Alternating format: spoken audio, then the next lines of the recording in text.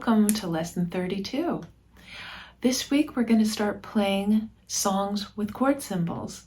So you've been seeing chord symbols in your chord calisthenics, and now we're going to incorporate them into some of your songs. So for example, on page 82, we've got the Three Sailor Boys again, but this time they're with full chords in your left hand.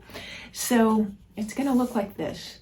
You've got the melody in your treble staff, you've got the chords in your bass staff, but then you also have chord symbols above the treble staff notes. The chord symbol is telling you to play a C major chord. If it just says C, then you assume that means C major. If it says C with a little M next to it, it means C minor. If you see the C with a small circle or a DIM, that means C diminished.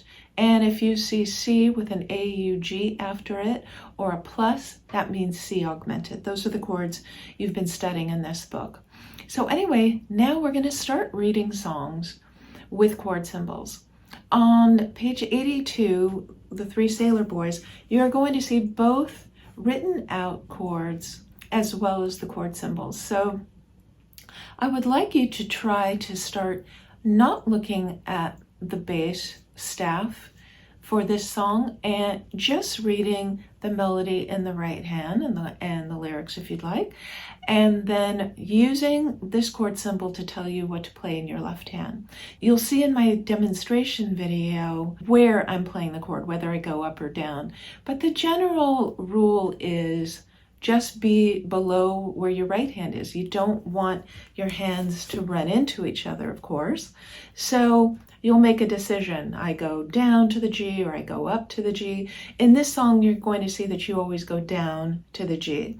But you wouldn't know that with just a chord symbol, right? Whether you're supposed to go up or down. So you make the decision based on making sure that you will not run into your right hand and on the sound.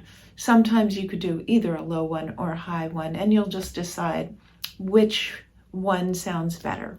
And then you can always make a little notation in your music, maybe an arrow up to say go up to the C's, go down to the G's, etc.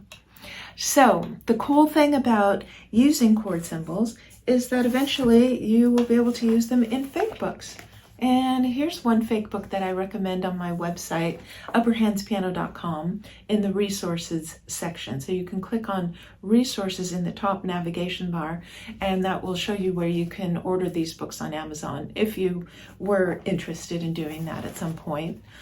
So the fake book just gives you, let's see, I'm going to show you Edelweiss on page 48 from The Sound of Music. So it will just give you melodies and then chord symbols above.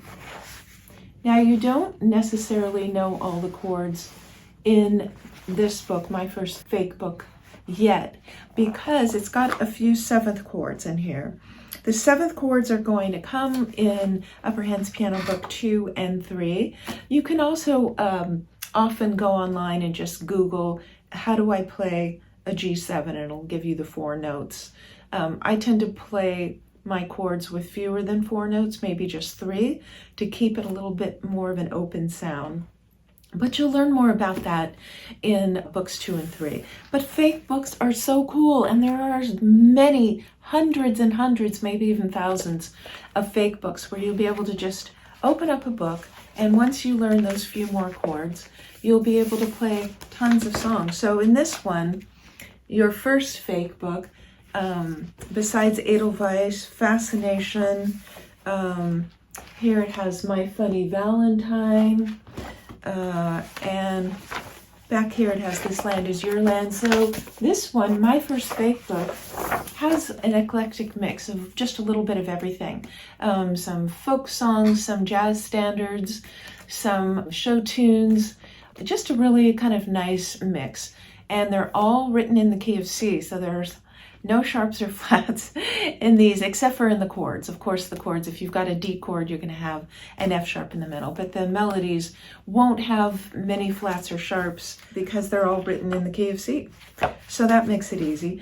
And then there are tons of other ones. This is the Easy 70s fake book. some of my favorites in here. Blue Bayou, that Linda Ronstadt sang that I love so much. Carole King, It's Too Late. These are just really fun. They've got 40s, 50s, 60s, 70s, 80s, 90s, even from the 20s and 30s. And there are jazz fake books. There's all kinds of fake books. Jazz musicians have been using them for ages, but we can find them for all different genres of music now, all kinds of popular music. I don't want you to be handicapped.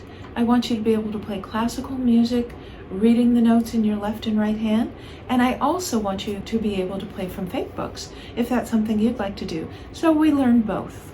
So that's it for these 2 weeks. I hope that you enjoy this and that you're able to see the exciting possibilities of playing with chord symbols, because it's going to free you up from having to read all the left-hand notes sometimes. I mean, sometimes it's really great to play a classical piece and to have all those notes, but sometimes you might want to just play a song like Edelweiss, let's say, and just play the chords in the left hand and then be able to learn it really quickly.